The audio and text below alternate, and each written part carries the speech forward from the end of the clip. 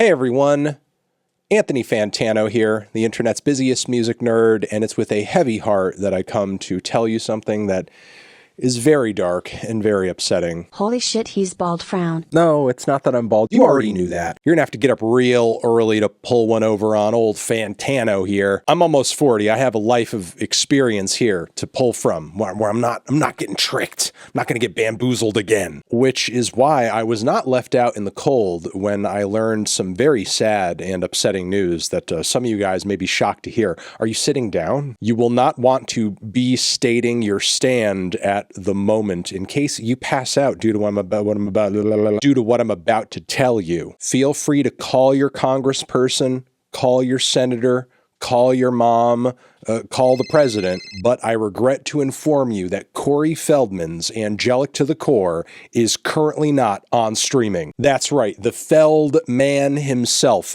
his 90-minute 2-disc double album epic detailing his adventures as a musical Michael Jackson impersonator wonder boy, featuring not only Snoop Dogg, but Fred Durst too, is not on streaming and is currently available for no one to listen to. No one. What are we as a society going to do? I wasn't prepared for this. I wasn't prepared. When in fact, no, as it turns out, I was prepared. I got my boy Corey right here. He may not have me. He may not got my back. I mean, truth be told, Corey Feldman does not like me very much. I am still currently, from what I understand, banned from all of his public live shows, appearances, and performances. So it's good that I have access here to the Necronomicon, the Rosetta Stone of music, angelic to the core. Now look, there are a lot of reasons to own a physical copy of this, if that is in fact possible. Most chief among them being this photo of Corey right here. Like, where else are you going to get this? Where else will you see that? But now the most important reason to have a copy of this is that it's not on streaming. And I feel like this is an important moment to reflect on the fact that there is, despite the fact that, the internet's all around us seemingly all the time. A lot of these platforms have very little in the way of any kind of downtime at any hour of the day. They're so easy, they're so convenient, and yet simultaneously there is an impermanence there. And the things that we love and hold most dear can be torn away from us at any moment. Which is why even as streaming becomes more and more popular and more convenient,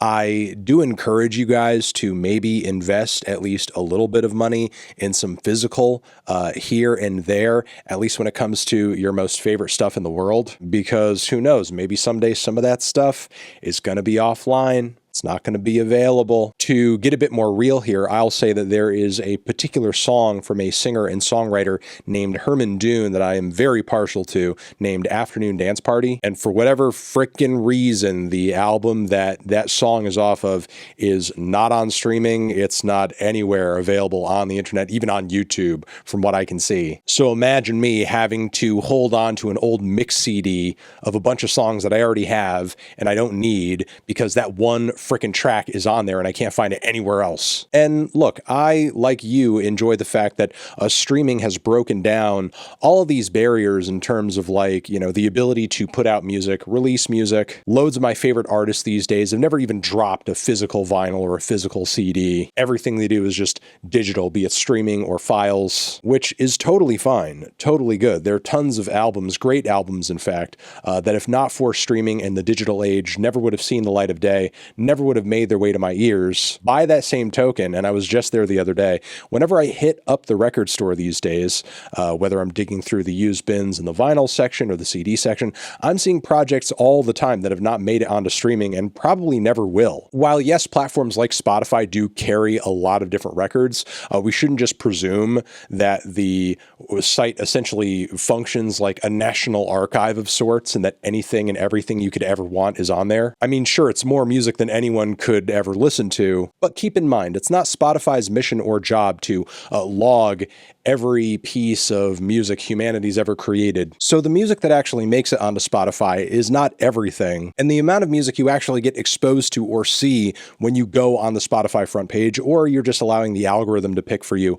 whatever based on things you already like, is even much narrower. Even narrower than what you would be exposed to if you just happen to be perusing through a record record store for an hour or two. As the algorithm only presents the facade of random exposure and discovery, what's important to acknowledge now is that anything you see on Spotify, or any streaming platform for that matter, could be removed for pretty much whatever reason. And while I'm not saying the likelihood of that is high or anything right now, especially given just how popular and widely accessible streaming platforms are, it may not always be the case, because who's to say the current paradigm we're in now is what's always going to be? I mean, at one time, the music industry was mostly physical and was vinyl and 8 tracks and at one point cassettes, and nobody could envision it going anywhere else. And then it was eventually CDs and MP3s after that. And of course, once again, people could not envision it going any other place. Every generation falls prey to feeling like, safe in the consistency of the era that they're currently in, when the only true constant across our lives is change, and most likely this rug will be pulled out from under us at some point too. So in lieu of that, I guess what I'm advocating for is